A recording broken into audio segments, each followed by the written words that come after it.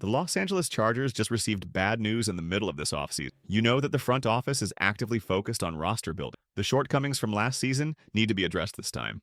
Several players' names were being linked with the Chargers, speculating whether the Chargers would sign them in free agency or trade for them. However, some prominent names that were considered essential for the Chargers now seem to be slipping out of reach, which ultimately means the Chargers will have to make compromise. What's up, Chargers fans? Welcome to the NFL Playbook Chargers. If you're new here, don't forget to hit that subscribe button. This channel is all about breaking down everything you need to know about the Bolts. There are multiple positions where the Chargers need good players, and the right guard is one of the most critical. With plenty of cap space to utilize, Kansas City's Trey Smith has become the dream target for many fans, as he is the best right guard available this offseason. However, reports are now emerging that Smith is slipping out of the Chargers' reach. Smith won't be hitting the free agent market after all. The Chiefs have decided to franchise tag him. The Kansas City Chiefs have officially placed a non-exclusive franchise tag on Pro Bowl. This decision comes despite earlier indications that they might avoid doing so due to salary cap constraints and their need for offensive tackle. The tag allows Smith to negotiate with other teams, while the Chiefs retain the right to match any offers.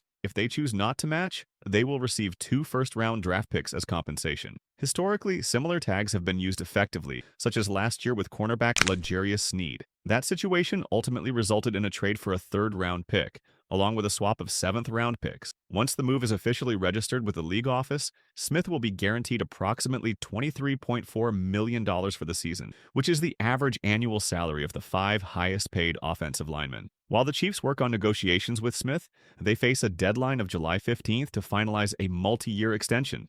If an extension isn't reached by July 15th, Smith would only be able to sign for the 2025 season, and his contract couldn't be extended until after the Chiefs' final regular season game.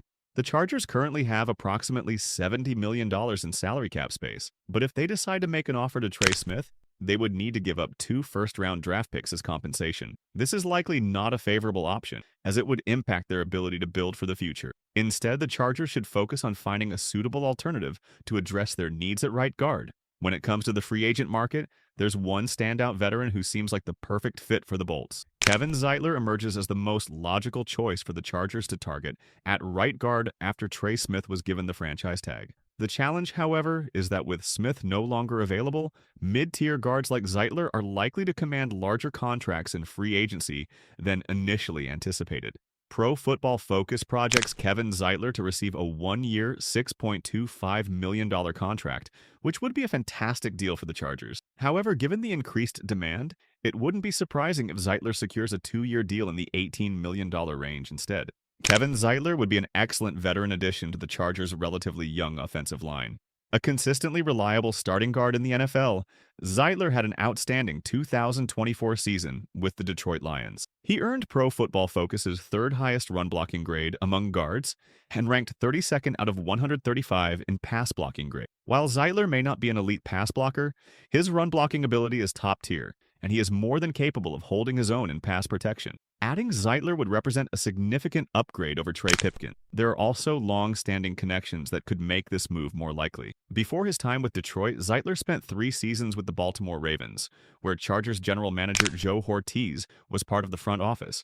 This familiarity could help facilitate a potential deal this offseason. Joe Hortiz has consistently brought former Ravens players to the Chargers roster, making Kevin Zeitler a natural fit for this trend. Adding Zeitler would not only align with Hortiz's past move, but also be a smart addition to bolster the offensive line. Another piece of news that could turn out to be unfavorable for the Chargers is regarding DK Metcalf. The LA Chargers must provide Justin Herbert with more wide receiver support this offseason. Ladd McConkey alone won't be enough for the Chargers to compete with the league's top contenders. Los Angeles needs at least one more dynamic pass-catching weapon. DK Metcalf is another player who has been strongly linked to the Chargers. On paper, this scenario seems perfect, especially since DK Metcalf has a prior relationship with Chargers WR coach Sanjay Lal. The only issue is that other teams also need wide receiver help and might be more desperate to acquire it. The Green Bay Packers are one such team and have reportedly been in contact with the Seahawks to negotiate a trade. Unfortunately for the Chargers, this competition in the trade market makes Metcalf an unrealistic target. According to what I've heard, for the Seahawks to trade DK Metcalf, The deal would need to be structured around receiving the number 1 overall pick, 23rd overall pick, along with either Romeo Doubs or Dontavion Wicks in exchange for Metcalf, and one of Seattle's early day 3 draft picks. If the Chargers could wait until the 2025 NFL Draft to trade the 22nd pick for DK Metcalf, it would be a much easier decision to justify. In theory, the Chargers could replicate the A.J. Brown trade, where a team trades its pick while on the clock for a proven star wide receiver. Waiting would allow the Chargers to make this move only if the draft board doesn't unfold in their favor, making the trade a better use of the pick than reaching for a player at number 22. However, the Chargers don't have this luxury, as the Packers are already aggressively pursuing Metcalf.